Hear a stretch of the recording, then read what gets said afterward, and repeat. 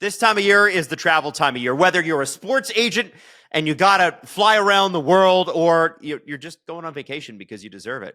And you do deserve it. Don't let anyone tell you don't deserve it. You should try sailing, because one of the things that's the most annoying about going on vacation or traveling for business is roaming charges. Why do we have to pay them? Well, that's a whole separate issue. But with an eSIM like Saily, Saily, you download the app, you go to the website, and you've got access to 160 countries and 8 different regions and their SIM cards. And all you have to do is buy it once and you're done. You download the app or you go to the website and you set it up. And here's the thing. Every purchase of the 2-year NordVPN plan, because Saily is backed by the security of NordVPN, you receive 4 bonus months on top, plus up to 20 gigabytes of a Saily data voucher. So you can take all the pictures and post to Instagram all you want when you're on vacation, or, make the call that finally gets that player contract across the line. So get an exclusive NordVPN deal plus 4 extra months. Saily, SAILY.com/agent P. Again, it's SAILY.com/agent P. It's risk-free with Nord's 30-day money-back guarantee. An exclusive NordVPN deal plus 4 extra months of Saily at Saily.com/agent P. This is Agent Provocateur with Allan Walsh and Adam Wylde. Welcome, everybody, to another episode of Agent Provocateur. We are in the 3rd round of the playoffs. I am just back from Stockholm, Sweden at the World Championships. Jet lagged and all. Here we are. Adam Wylde, how are you? I heard you had a good flight back, Allan. It was really easy. Oh, yeah. It only took me 22 hours to get back and a 6-hour delay in JFK. What happened? Just flights delayed, weather, something like that?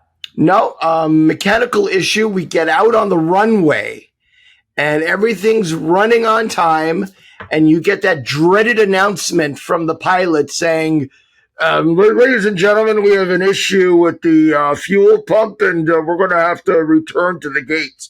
Oh, and we basically sat on the ground for about 5+ hours. Okay, so you got to at least return to the gate. They didn't keep you on the plane. I hate when they keep you on the plane, when you're on the plane for like 2-3 hours while they're sorting it out. Oh, no. They kept us on the plane. Oh, yeah. No. Yeah. And then they announced, this is great. They said, anybody who wants to get off the plane can get off the plane, but every flight to LAX is oversold for 3 days, so you can be booked in 4 days to get to LA. Wow. Who's in? Yeah. So nobody left. Not one person left the plane. What do you know? Yeah, once you're on a plane, you can't deplane, right? Like that's the rule, right? So, oh my God, Allan, that sucks. What do you do? So how many times a year, first off, does that happen? You travel a lot, you fly a lot. Does that happen to you a lot? It happens often enough. I have been stranded in some wonderful airports over the years. I was in Amsterdam once for a day and a half when flights were canceled. I actually got a hotel room in the Amsterdam terminal in a hotel at the time was called the Mercure. And I basically lived in the terminal for a day and a half. Oh, that's okay. That's not bad. They have your bags, right? I guess so. You can't. And so. What do you mean have my bags? It's against my religion to check a bag. Oh, you don't check bags? I'll go to Europe for 3 weeks and I don't check a bag. How do you do that? Strategic packing. You pick up. You got to be good at that. You pick up things over the years. Don't check bags. Smart call. Jesse Blake's like that too. Hates checking a bag. Yeah. Now, Allan, obviously the World Championships were pretty special this year. Not only because there's a lot of guys there gearing up for the Olympics and wanting to play. So you have, your Nathan McKinnons, your Sidney Crosbys, but also you have Marc-André Fleury, who for Team Canada, these would be his last few games. And, he gets to play with Crosby one more time and gets to experience being with the group. And as much as we'd all like to see him come back, this feels like it probably was the end. I got to ask how the experience was for him and how it was for you. So full disclosure, we're talking now after Canada's stunning loss to Denmark yesterday. So the tournament for Canada, by all intents and purposes, is over. I was there for the entire preliminary round, but I left after the game against Sweden, which was the last Canada game in the preliminary round. And Canada, by way of certain rules that existed for this tournament only, Denmark qualified somewhat dramatically in the last preliminary round game against Germany by winning in the shootout. And the rules that they had created for this tournament is that Denmark and Sweden always play at home in the playoffs, in the quarters, semis, and finals. Right. So Canada was forced to get on a plane and fly to Denmark to play the quarterfinal game. And when they were leaving, I was leaving to come back home. So my discussions and the time that I spent with the players there, primarily Flower and Phil Deneau, and a lot of GMs NHL GMs who were also there involved in Team Canada and otherwise, was up until that moment. Flower loved every minute of being over there. He loved practices. I mean, I was hearing from people that they literally couldn't get him and Sid off the ice. There was one day in particular where Flower and Sid stayed on the ice alone together in a very lengthy shootout competition with a scoring that only they knew what was going on for about 30, 40 minutes. Wow. So it was really cool. There were people who commented to me over there that they couldn't believe Flower was actually retiring because he looked so good on the ice. And I pulled it up here. In 3 starts over there, Flower had a .97 goals against average and a .944 save percentage. Those are not the numbers of a guy who's hanging him up. Right. So he's hanging him up? Is he? He's made it very clear that this is the end. Okay. I don't want to say anything and open any doors that shouldn't be opened. Mm-hmm. He's made it clear. There may be a lot of people who would love for him to play another year, who feel he can certainly play at a very high level for another year. But he's made the decision. He's never indicated to me any change of heart in his decision. But you never know. You never know. You Allan, never know. How many players call you at the end of the year and go, I'm so done with this. I'm exhausted. Like, they must get burnt out. And then by the time July rolls around, they're probably like, I'm ready to get back at it. Like, I'm hungry. I had a player call me. And he, like, right at the end of their playoff run several years ago. And he said, I am so fucking done. I am burning my equipment. I am throwing my skates in the garbage can. And don't you fucking call me in June and tell me about a deal or about a team that called. I am done. I'm like, okay. June 15th, I get a call. So anybody call about me? So you're used to that, right? That happens. That's human. Yeah. And that player is still playing. There you go. I mean, really, that says it all right there. And I'm sure it's exhausting, man. It is. But Flower, we will miss him if this is in fact it. And, you know, I understand, and we talked about this on a previous show, that, you know, his family was going to move to Vegas for retirement. It sounds like they're going to stay in the Minneapolis, St. Paul area, which is pretty cool. If Marc-André Fleury is well and truly done, Allan, and it's always if until next season starts, what do you see? Not really. Oh, because really. I think we're going to see something, a new trend develop that has not come to hockey really, but is much more common in baseball and basketball. And I think there are several very good to elite players when they hit their late 30s cannot and do not want to go through the grind of an 82, soon to be 84 game season. Yep. Who would much rather get themselves, stay in shape. They are the kind of players and athletes that don't need much on a daily basis to maintain the physical condition that they're in. Start ramping it up in January. Make it known they're available. Pick the team they want to go to around February 15 before the trade deadline. Mm-hmm. Sign a good contract February 15. Play 25 to 30 games and then playoff. Less wear and tear on the body. They're going to get compensated. Maybe not, $7-8 million a year, but I could definitely see like a $2.5 or $3 million signing bonus along with NHL minimum. So they're going to make $3.5 million bucks, right? For 25, 30 games and playoffs. And the beauty of that is it's a trade deadline acquisition in some respects without the team that signs the player giving up an asset. Why would that happen now? And why would that not happen in the recent past?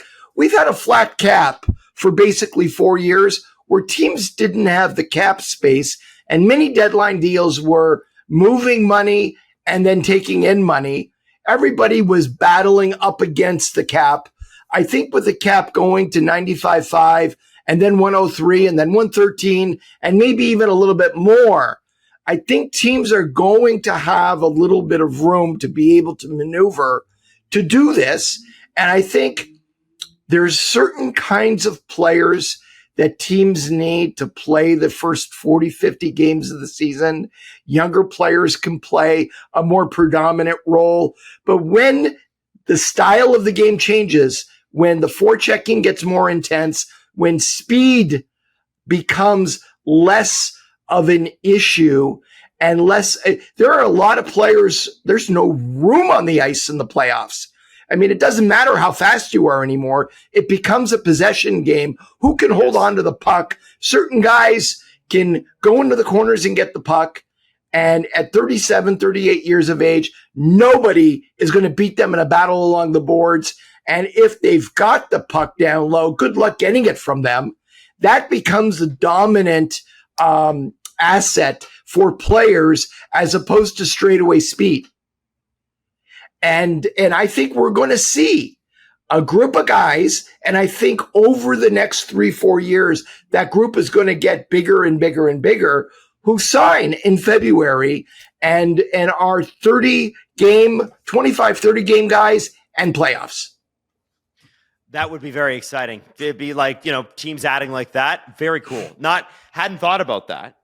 And Allan, I'm not saying Flower is one of those guys, but I'm not either. What would be next for him if the career is over?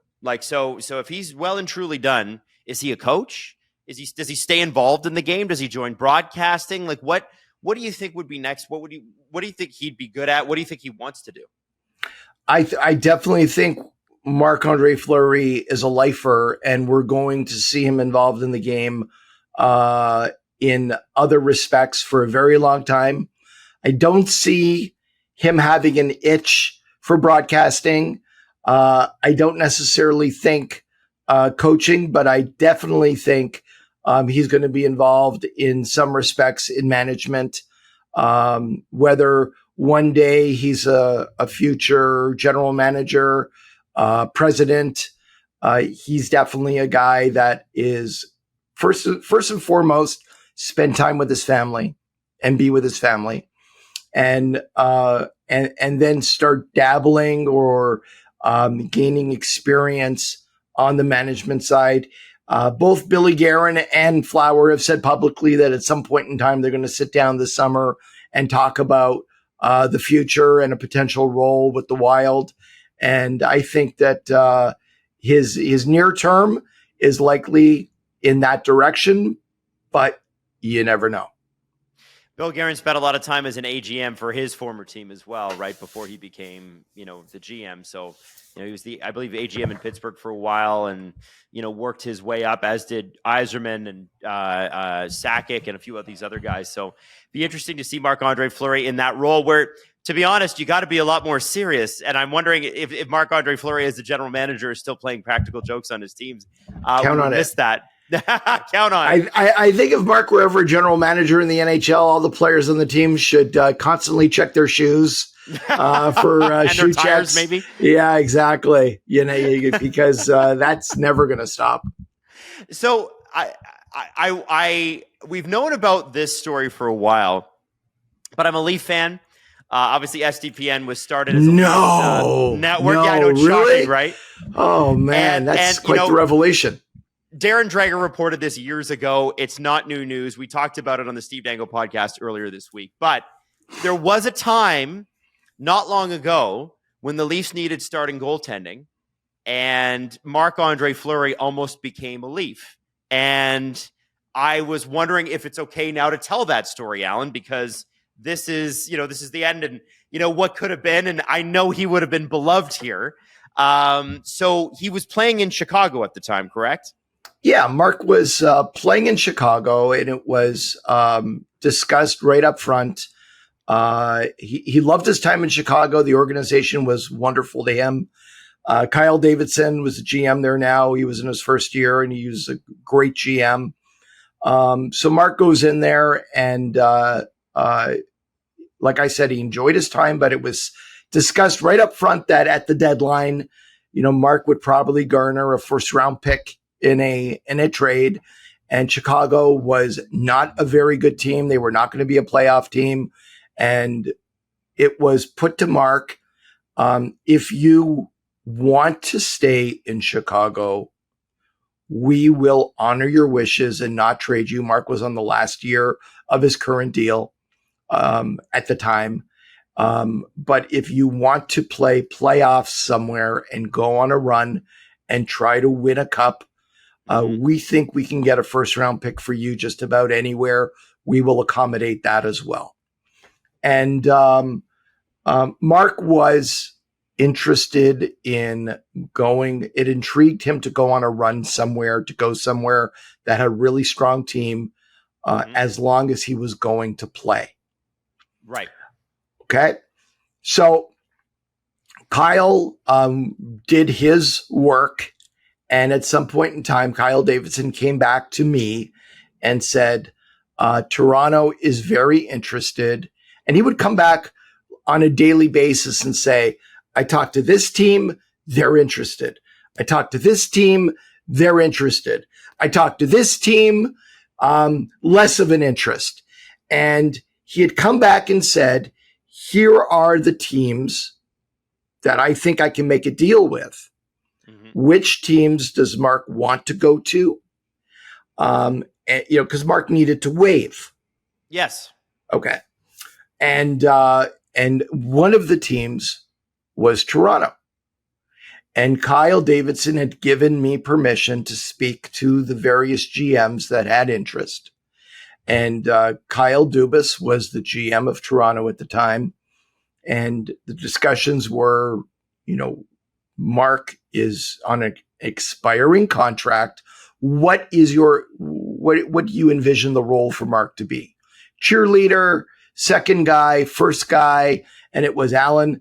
Marc-André Fleury would step into the Toronto Maple Leafs as the number one goalie. And our expectation would be he carries this team and is in the net. He's in the net all the way to the end of the regular season and into the playoffs. We're bringing him in to be the guy. Wow. So it basically came down to, does Mark want the attention, the media, the pressure of playing in Toronto? And after a lot of discussions between Mark and I, and Mark and his family, Mark had decided, I'm in. I'm ready to go for it. And I communicated that to both Kyle Dubas and Kyle Davidson. And then it was up to them to make the deal. And then one day, I think it was about 5 days before the deadline, 6 days before the deadline, Kyle Dubas calls me and he says, I just want to give you a heads up. We have a deal with Chicago, and this trade is getting done. And we talked about a bunch of different things on that call. And at the end of the call, he said, just one thing you should know. I got to go upstairs and get approval on this deal, like I do all deals, but I don't anticipate there being any issues at all. And in the interim, I had talked to Kyle Davidson. He confirmed that there was a deal, and I didn't ask for the details of the deal. I didn't care about the details of the deal, other than that I did know it was a bigger deal. I did know there were several different pieces involved, players and draft picks going in both directions, but this deal was getting done. And about 2 hours later, I get a call from Kyle Dubas, who is crestfallen in his voice. I could tell that something is very wrong. And he said, Allan, I don't know how to tell you this. I'm sorry. I went upstairs to get approval, and this trade has been nixed. It's not happening. I don't know what to say. I tried. I believe in this deal. I wanted this deal to happen, and it's not happening anymore. And then I circled back with Kyle Davidson, who was equally surprised and shocked by the turn of events. And then ultimately, Flower ended up getting moved to Minnesota and reuniting with his great friend Bill Guerin, and it's turned out well. I don't know whether Flower would have re-signed with Toronto or not as a pending free agent that summer. It was clearly, it was the discussion about come in, play the rest of the season and playoffs, and both sides will get a test drive with each other, and we'll reevaluate where things are based on what happens in the playoffs, and where we are then. And was the context of what we were proceeding to do. Right. So that is hard to hear, because I look at the Leafs roster from back then, and they sure could have used him. I mean, Jack Campbell was good that year, but he had some injury issues, and Peter Mrazek was not good that year, and has been good since in other teams. So I think they really needed him for that run, and they didn't get him. And it's interesting, Allan, when we talk about things like that, how often do you find that as an agent? How often so-and-so's got a no move or no trade clause, we're asking them to waive, we want to put them on another team, your side agrees to do that, both general managers have a deal in place, and then somebody above them says, actually, I'm sorry, we're not doing that trade. Does that happen a lot?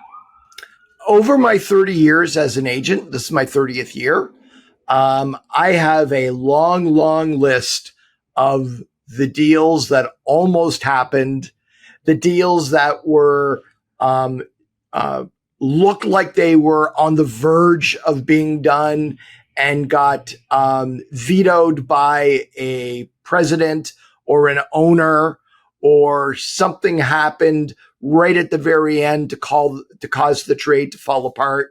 But people would be shocked at the deals that have almost happened, never happened, and have never seen the light of day. Right. Well, I think CJ. We could do a whole show on it. I would love to do a whole show on that. Are you kidding me? The trades that could have been. The one that CJ brings up on his show every once in a while is Yzerman was almost an Ottawa Senator.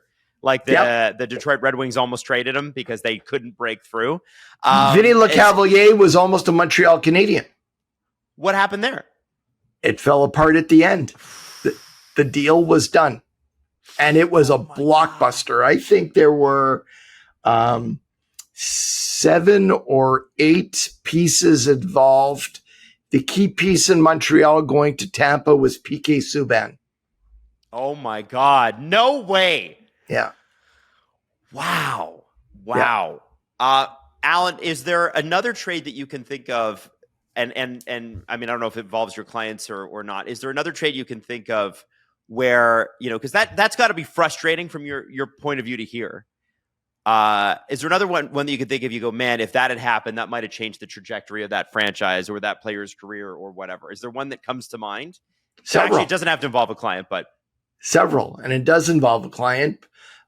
Patrick Elias signing or agreeing to terms on July 1 with the New York Rangers in the prime of his career as a free agent. He was the Devils' highest scoring player at that time by far.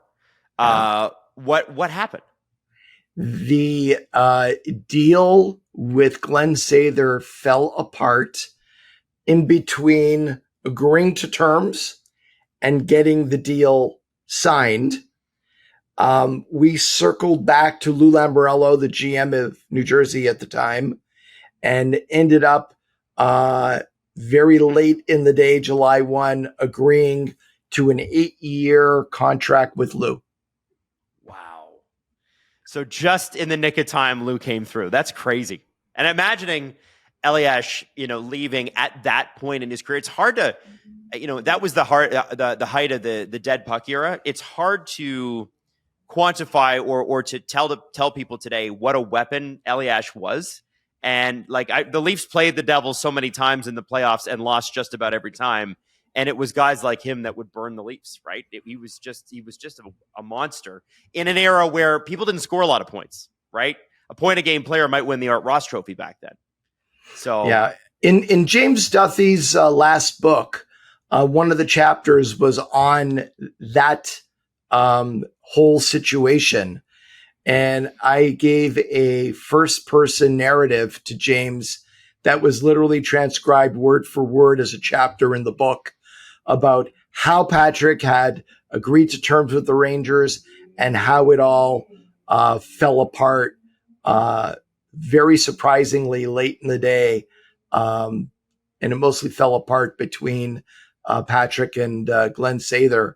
And Glenn Sather's refusal to give Patrick a no move clause at the very end of the negotiation. Wow. So they got that far and it was a no move clause that stopped it. One of the things, but that was there were 3 or 4 issues that popped up at the very end. But that was probably the most significant. Unbelievable. Now, one of the things people are looking at in these playoffs is the rounds. And I'm talking specifically about Dallas and Edmonton. That looks to be just like a crazy series. It looks like it's going to be a tough series. Edmonton goes up 3-1 at the time of this recording. And then at the, they can't get a penalty kill right. And they end up losing the game in game 1. We've now seen, as of this recording, 2 Hurricanes and Panthers games. And so far, anyway, it doesn't look particularly close in that series. Florida is just basically doing whatever they want on the ice, and the Hurricanes are not able to play their game, which is high shot amounts, low shot quality. They're getting, they average 33 shots a game in the playoffs. They're only getting 14 or 15 a night right now. And, Carlo Koliakovo, who's a Toronto media personality, former player, pointed out that had we been at 1-8 seeding, so 1-8, 2-7, 3-6, and 4-5, the Hurricanes and Panthers would have met in the first round. And it's pretty clear that the NHL, which has the weirdest seeding system in sports with the wild card, they're not wild cards. Wild cards would be a wild card that they're the 7th and 8th seeds. It's clearly designed, Allan, so the first 2 rounds of the playoffs generate crazy rivalries and crazy ratings because you're putting the best teams against each other in the first round and then a little bit in the second round. It does sort of blow things sometimes in the third round. What's your opinion on how they seed these conferences? And is there any appetite within the NHL to go back?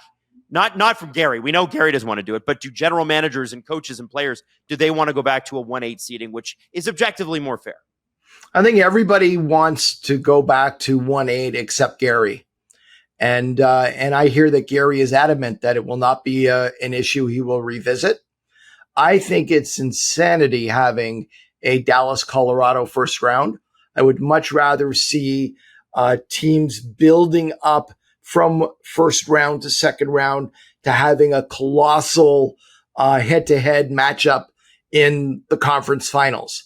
And that build up, I think, would be much more effective in capturing the hockey world and the hockey fans' attention and bringing them in anticipation of what's coming, as opposed to, a big time first round matchup and then we get to this point where the potential for a dud conference final or a sweep is much more likely the way it is now. Well, you look at what happened in the last 3 Eastern Conference Finals. There was a sweep 2 years ago, same 2 teams, Florida, Carolina. Last year, New York squeaked out 2 wins, but let's be honest, that was Florida series all the way. And this year, it doesn't look particularly close. Like, there is a pattern developing here. There is. And I think, having Edmonton, LA play each other 4 or 5 years in a row in the first round, at a certain point in time, what are we doing here? And I think people, I don't think the fans really want it like that.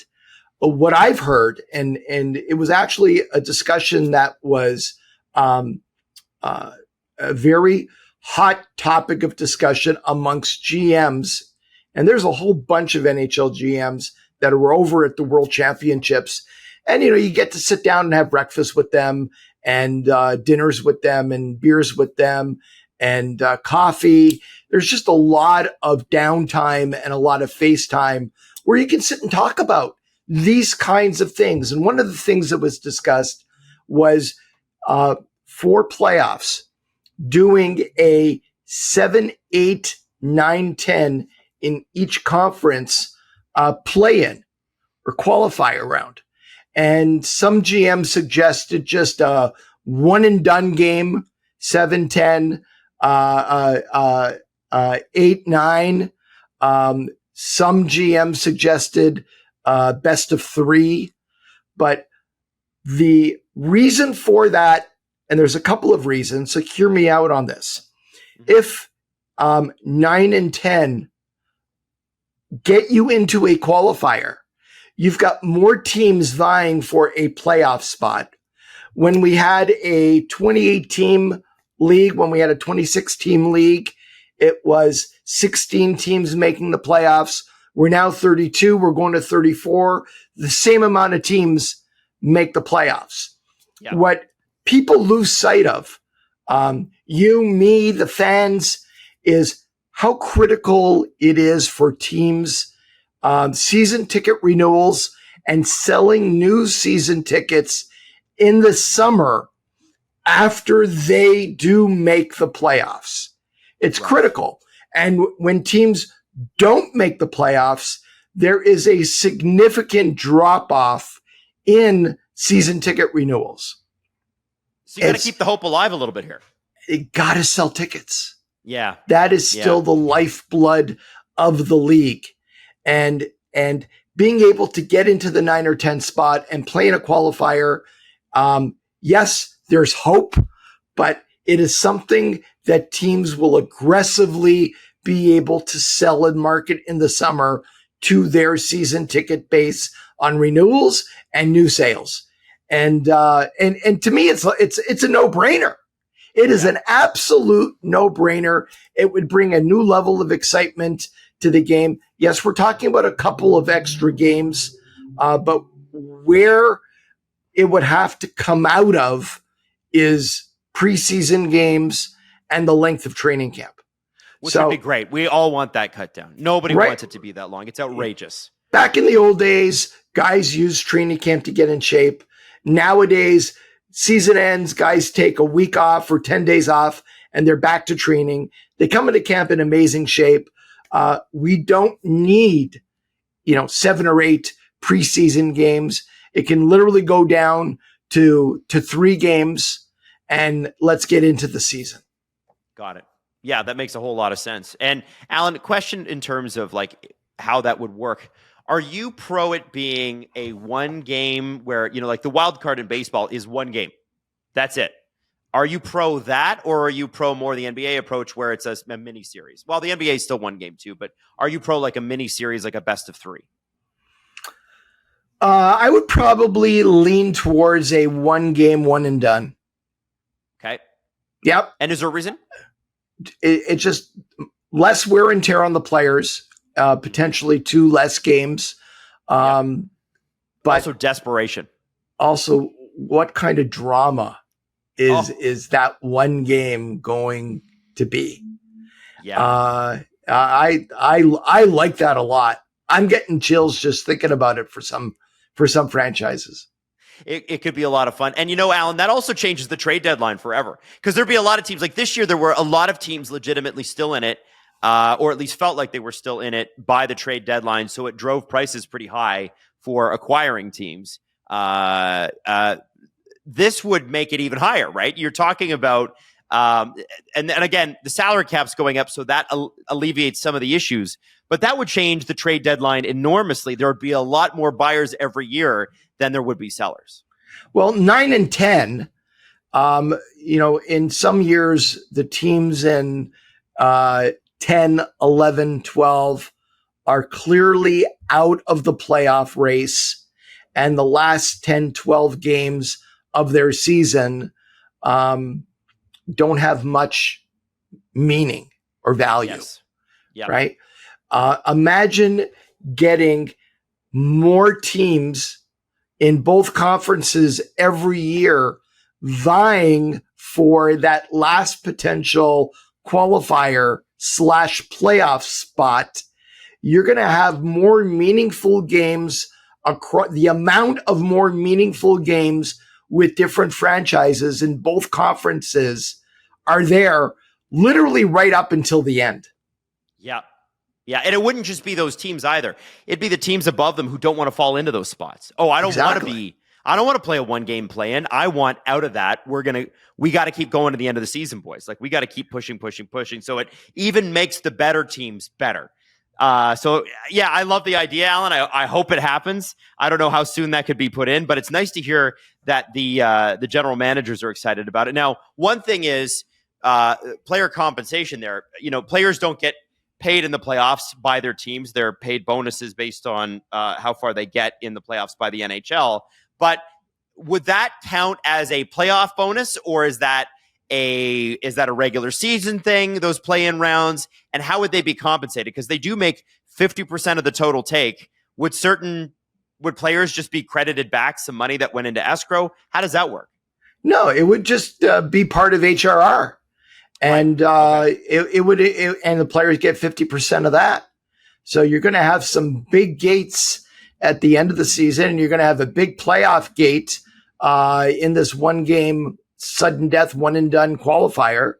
And that's just, it will boost HRR a bit, and the players are going to benefit from that. Certainly when there's a reconciliation once the season is over to calculate final HRR numbers across the league, that will probably contribute, $25 million to the final bottom line. That's pretty good. We like that. Now, I back to the playoff seeding thing for just a second. Allan, what I've always thought is that the way it's seeded now is it penalizes teams that are very good and have had very good years. Maybe they didn't win the division, but it penalizes those teams that, and I guess part of it is a little bit of cope on my end because I'm a Leaf fan and they were constantly out in the first round and they'd have these good years and not get through. But not having that gate for those teams has got to be pretty frustrating. Do you get a sense from the ownership level that there's any desire to push back on Gary on that? Because ultimately it's the owners that are his bosses. Yeah, I don't get any sense of that at all. We got to get it at that level. So Allan, I guess the question I have for you now is, you've got the end of the playoffs here. Obviously, we're we're already well into the third round. Stanley Cup, and we're starting to see the dominoes fall on who's going to be the general manager here. There's still a lot of coaching positions available, but teams are, with only 4 of them still remaining, a lot of the teams on the outside looking in are starting to make changes. Toronto obviously made their change with Shanahan yesterday. I'm curious about what this time of year is like for you. Are you already talking contract renewals? Are you planning with players who are going to UFA? What's a day in the life for you like right now? Actively negotiating with players on expiring contracts who are pending UFAs and RFAs. Some teams don't have general managers or didn't. So how do you do that? What do you do? You don't. You're in a holding pattern in those situations. Right now, most of the jobs have been finalized. LA has a new GM. Seattle made a transition to Jason Botterill. The Islanders are, I think, the only open position right now, which is on the verge of being finalized. So you're going at it. The combines are starting in Buffalo June 1. Most GMs will be there, and it's a great, and many agents go in for that. It's an opportunity for GMs and agents to have a lot of FaceTime with each other on pending UFAs with their clubs. And you're having a lot of conversations with players. You're trying to get a sense of the market for different players if they are going to free agency. There's a lot of work behind the scenes with players to get to that point. And it's a very busy time. When you're managing a situation where perhaps a player is leaving a team and they're going to UFA, it can be, sometimes it's just the way it goes. Sometimes it's acrimonious. Sometimes it's, hey, thanks so much, but we're going to go in a different direction, or we're tearing it down, or we're doing this, whatever. So you have a player leaving a team, and maybe it isn't under the best circumstances, Allan, but you have that same team that's interested in one of your other clients, right? So on one side, you'd probably be like, representing this client, I'm not happy with the way that they're leaving. But on the other hand, they're interested in this other client. How do you manage those sorts of relationships with teams where, hey, I don't like the way X team handled one client, but they are interested in another client, and I got to represent their interests too? How does that dance work? Because that's got to be a bit of an awkward position. You never allow fallout over one player's situation leach over to another situation. I don't even like to talk about multiple clients in one call with a general manager. You want to talk about this player? We're going to talk about this player. If you want to talk about another player, we can reconvene and talk about this other player on another call later today, tomorrow. But I like to keep every situation compartmentalized, and it's business. And we are doing multiple lines of business with multiple GMs at the same time. And very, very rarely is it personal. Like almost never, right? There could be a player that doesn't want to return to an organization. That's life. The GM gets it. It's business. And we have to move on in that situation. It could be a GM. A club that doesn't want to in any way entertain an extension discussion or is prepared to let the player walk to UFA. That's life. That's business. We're all big boys. It's not personal, and we move on. And if a team is interested in talking about another player, I'm certainly never, ever, ever going to allow anything that has happened with a player in a prior situation or contemporaneous situation impact what's going on with another player who may have a big interest in playing for this organization. Okay. I think people have always wondered that. I bet that's a tough rope to walk sometimes, because ultimately, as much as it's business, it's, your people, and you in particular care a lot about your clients. I know Jonathan Huberdeau was on a podcast the other week talking about how you guys talk, you talk at least every week, almost every day. Those relationships, it has to be hard. Let's be honest, it has to be difficult. Sure. I'll give you a situation. 1 year in Pittsburgh, one off season, July 1, Ray Shero called me. Marc-André Fleury is the number one goalie in Pittsburgh. And he calls me and he says, hey, what do you think? We have interest in bringing in Thomas Vokoun, who was a unrestricted free agent, who I represented. Yep. And Ray said, I don't recall one agent representing both goalies on a team in a while. Is that an issue? And I said, no, it's not an issue. Flower is Flower, Vokey is Vokey. I don't even know if the two goalies know each other, but I know they'll get along well. I certainly will talk to Flower. Flower was all for it. And that year, Vokey was there for a couple of years, and I would go to Pittsburgh.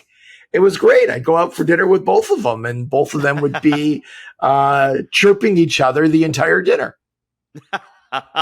Okay, so it's done. It's happened many, many times. Okay. I think that's what the unique perspective of this show is sometimes going, okay, but how does an agent handle that? We know what GMs will say. We know we know what players will do, but it's sort of that there is a bit of it's a wild world you live in now. And that's why we wanted to do this show in the first place. So listen. Well, part of it is, there's a bit of a magic trick out there, and magicians always hesitate in revealing the secrets behind their magic trick. So my dance here is being able to tell stories and reveal things that are going on behind the curtain without revealing too much of the magic trick. And one day there's going to be a great book. One day, there's going to be a great book with a lot of stories that have never been told before. One day. Well, Allan, thank you for sharing yours with us today. Real blast to see you. I know it's been a couple of weeks here. We'll catch up again next week or the week after, and very much looking forward to it. So have a good one. Enjoy the rest of the playoffs, and good luck with all the renewals. Thanks, Adam. Great to see you. Great to see everybody. We'll see you soon. This has been Agent Provocateur with Allan Walsh and Adam Wylde. Follow Allan Walsh on Twitter @WalshA. Subscribe wherever you get your podcasts by searching Agent Provocateur and hitting the subscribe button. YouTube.com/SDPN.